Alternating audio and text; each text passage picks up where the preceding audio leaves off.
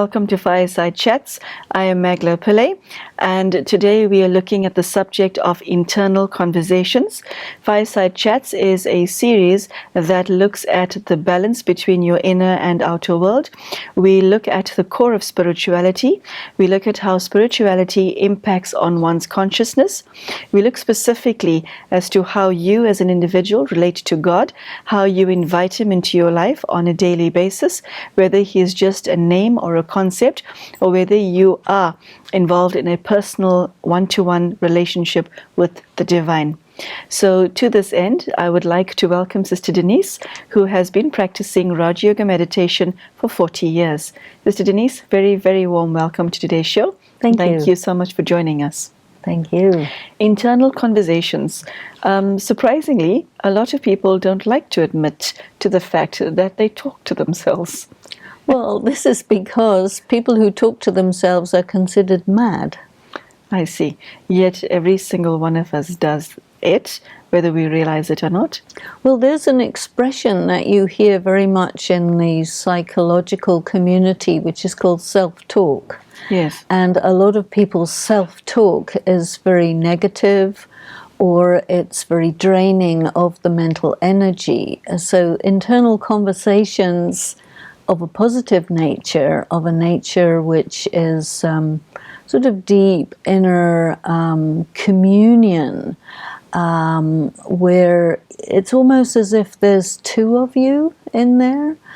Sometimes you may discuss with yourself, sometimes it's the mind talking from one side and maybe your conscience talking on the other side. It's as if there are many different facets of your personality which need to negotiate with each other in order for you to kind of move ahead. And your spiritual life also includes self-talk of a type that is very sustaining and very deep thinking. And to think deeply about concepts, about your spirituality, about your inner life, doesn't indicate at all that there's something wrong with you or that you're mad. But I think, there are people who talk to themselves out loud, and maybe that is what people confuse it with. Okay, Sister Denise, how does one know whether your self-talk is normal and when is it pathological? Well, there's something... When do you have a problem? When do you know you have a problem? Well, there's something called obsessive-compulsive thinking, and where you can make yourself crazy, you can make yourself totally exhausted by what if, and a lot of speculation, a lot of negative thinking, and the sign of it is that you exhaust yourself, you don't get anywhere, you waste a lot of time, and your whole life becomes unproductive. Okay, so Sister Denise, within the self, who converses with who, what converses with what, and which one is you? Well, all of it is you. All of it. All of the voices in the head is you. Well, hopefully. Okay. Watch the spot for further details. Okay, so all of it is you, but okay, let me ask this question this way: what are the facets within yourself that converse or that speak to you? You may have personalities within yourself. I mean, there'll be your moral self, and then there'll be your creative self, then there'll be your wild self, and then there'll be your very disciplined self, so that you have these different modes of the self, and they can even operate almost as separate personalities, though they are part of you, and you need to line them up with each other because you want to be balanced, but you don't want to be simplistic. And your personality may be really quite complex. You have your intellectual side, you have your romantic side, you have your flat side, you have your damaged side, you have your broken heart, and all of these voices are valid, and different ones of them speak. And I think when you allow all the different parts of yourself to say their piece, you can actually, the kind of the real you, the deep down one, that you can say, okay, this is really the soul of me. That is, you can say, the king in this court of the different sub-personalities, you can say, who rules. But if one of your sub-personalities usurps the position of the king, that's where you get in trouble. And so I think really being in touch with yourself, the king, is why we call it Raj Yoga also. The king is the soul who will talk to the mind, talk to the intellect, talk to the sanskaras, talk to the conscience, But the king is the ruler, and you need to identify with this one. What do you mean by sanskaras? Sanskaras are the different personality traits. They are different attributes of the self that can even function as sub-personalities. And they have a voice, Okay.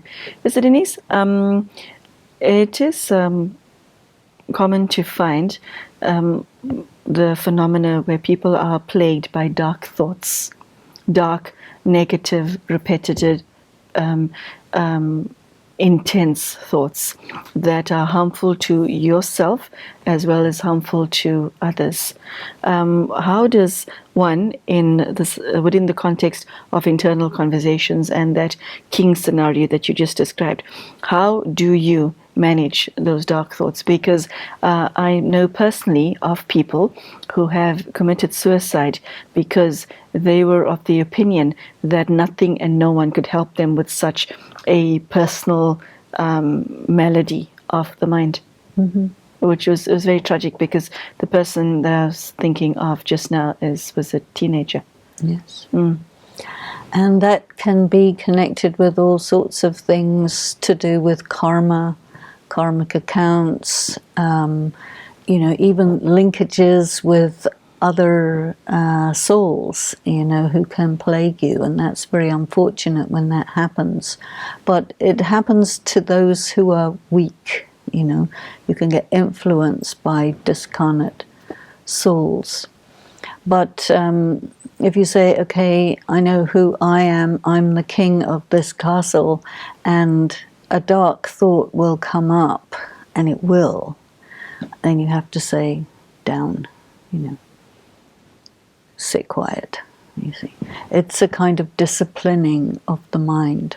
And for that, you have to really study what the self actually is. So very often I will say, these elemental qualities of the soul, purity, power, love, bliss, and peace, they are the qualities that go together to make the actual soul. And so where the dark thoughts come from is where you're weak in some of those areas. So you have to assert that, no, I am not that. And you have to really say no to those. And you have to notice, you see, because very often a person will begin a spiritual practice, or they'll go quite far into a spiritual practice, and then these old thoughts will come up as a kind of attack or as a kind of test.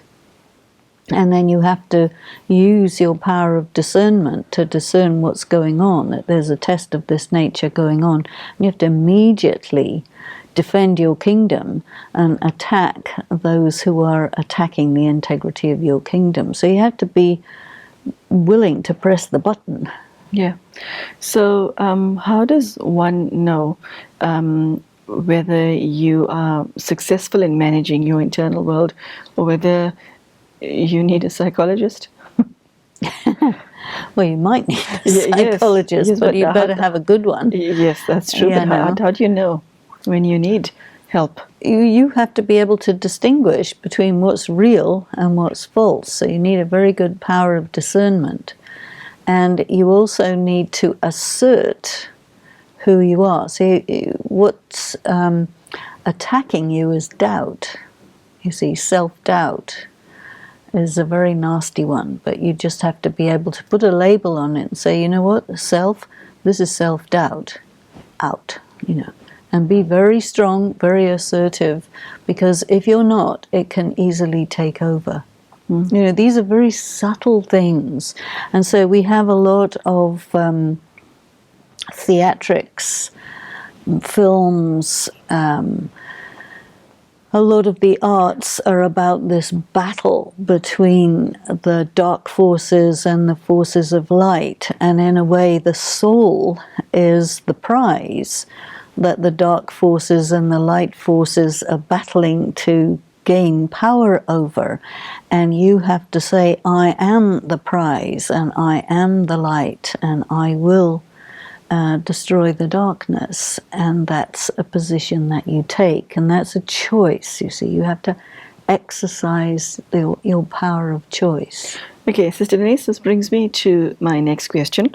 In order to be able to engage in the work that you just described, most people are looking this way, and in order to do whatever you're saying, people have to be looking this way, don't Yes. they? Yes. Okay, so you first need to be spending time with yourself to be aware of what is going on in order to assume or reassume any form of control. But apart from the understanding alone is insufficient to manage the self. What else do you need? What other tools does one need? You need experience.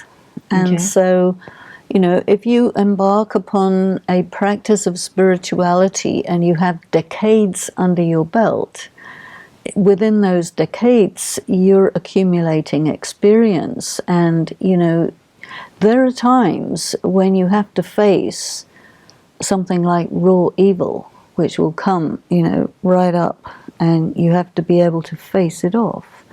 And this is why the person who is, in a sense, a spiritual warrior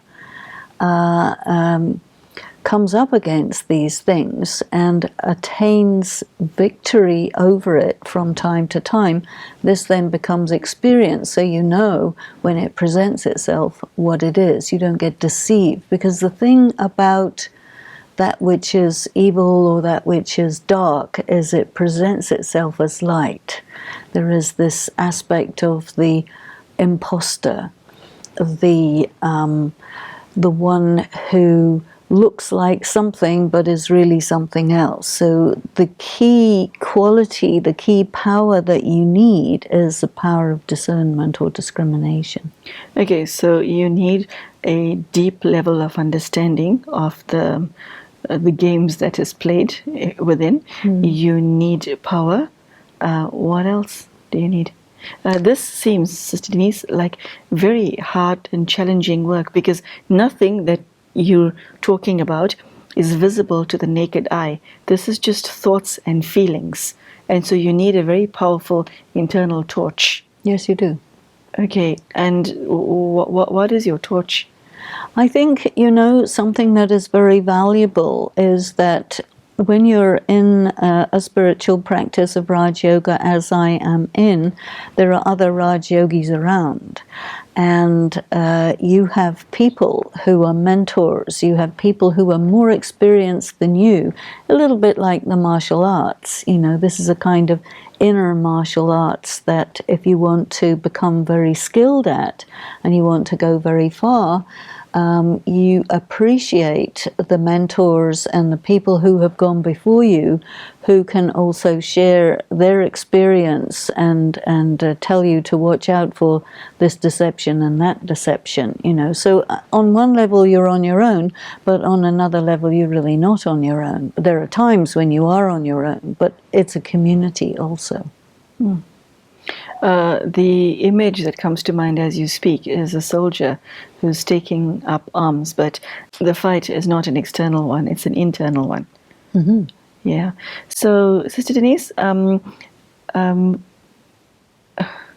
do you bring peace and virtues that we all love and admire, like tranquility and internal harmony and gentleness. How do you bring all of that into your life with all of this internal chaos going on? Because if most people admit it, if only to themselves, there's chaos up here. Well, you see, your enemy is not a human being.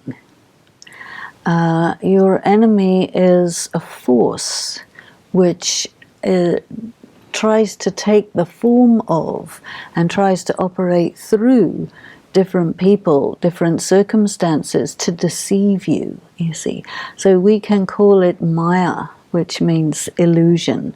And you have to be very sharp, really, to be able to distinguish between the person and the force that's operating through the person, so that you don't get those confused. And what you are trying to neutralize is that force which attacks you either through temptation to corrupt you or through terror to scare you into submission, you see. Okay, and so it's temptation and it's terror. Yeah. Okay, so giving you, your mind offers you something that you're attracted to, or the something temptation, that you're petrified of. Yes, Okay. These are the two ways that it comes. And so this is why you need courage, and you also need renunciation, because if you are tempted, because it's pretty easy to corrupt somebody. Okay, sorry, I have to interrupt you there. Renunciation of what? What are you giving up? Well, you're giving up your susceptibility to be corrupted, because Giving up money, your susceptibility to be corrupted. Okay? People want money, they want prestige, they want position, so somebody will come along and tempt you, or this force will come along and tempt you with, oh, you can have this, and you can have that, and you can have the other. And you have to say, well, if I go with that, then it means I'm being disloyal to myself, disloyal to my relationship with God. I'm coming under your influence. I'm being beholden to the one who tempts me. I become a slave, so don't do that. And then when that doesn't work, then who comes along? The terror people. We will kill you, we will hurt you, we will this, that. So in that case, you have to have your courage. Okay, so Sister Denise, this sounds like an enormous amount of internal work. Does one spend all day, the entire day doing this? Because this is a moment-to-moment thing. It's not a, let me just try and, sort out my ego and sort out my internal conversations between 7 and 8 at night. It's not an hour thing, is it? It's a... Well, you're living your life on a number of levels. One of the levels is you have a certain vigilance about this, because after all, who you are, what you are, is a person who's trying to reach that purity, that integrity, that oneness with God. On another level, you have normal life like everybody else. You have different projects, different tasks, different duties. So you're doing all these things like different musical instruments in the orchestra, and you're conducting this. And that's life. So I think, your life is rich when it has a lot of these levels. And then from time to time, you have to deal with monsters, and someone wants to corrupt you, and someone wants to terrorize you, or whatever. But most of the time, it's relatively, quiet. But you have to be ready for it to come anytime unexpectedly. Okay, so Denise, how will you describe somebody who, in this context of internal conversations, is successful? What is the sign of that you are successfully managing your internal world? Your feelings gauge hereof, or do you have other criteria? I think one of it is that you are agile, so that you can shift quickly to mental agility. Mental and even at the level of feeling, that you can shift very easily. Sister Denise, how do you gauge whether you've achieved success in the subject of internal conversations? Do you use your feeling as a yardstick, or do you use any other form of measuring? if somebody is always happy, is that a sign that they're internally successful or not? I would think it might be a bit fake, you know. I think you need to be able to move through many kinds of feelings and emotions and so on, but with the agility of a very good acrobat, so that you're always poised, you're always balanced, you can shift with things, and that you're always true to yourself and real, and that you're not taken down by a surprise, but you can, you know, deal with it, flex with it, and stay cool. And I think you need to have a lot of humor. Humor. Yes, because you can't take it too seriously. Okay. Otherwise, you know, something wrong. Got to be light, got to be easy. Okay. So tell me, you said when I mentioned somebody is always happy, you said that's fake. What did you mean? Well, always happy, that's not natural. A little bit happy, a little bit this, a little bit that, you know. Otherwise, it would be, I'd say, oh, something wrong. There's a problem. Yeah. I see. Okay. So, Sister Denise, if one has to look at the way we normally function as human beings, okay, so you have, if you're engaged in the world outside, if you're busy raising a family, if you're busy at work, and then your dark side emerges, or the voices, the various conversations in the head pop up and cause a lot of drama whilst you're dealing with other things. How does one deal with that in that situation? Multitasking. Okay, yeah. Yeah, you're an actor. You just have to be able to operate externally, internally, this way, that way. You know, it's a skill. Okay, and tell me, how do you invite God into this space?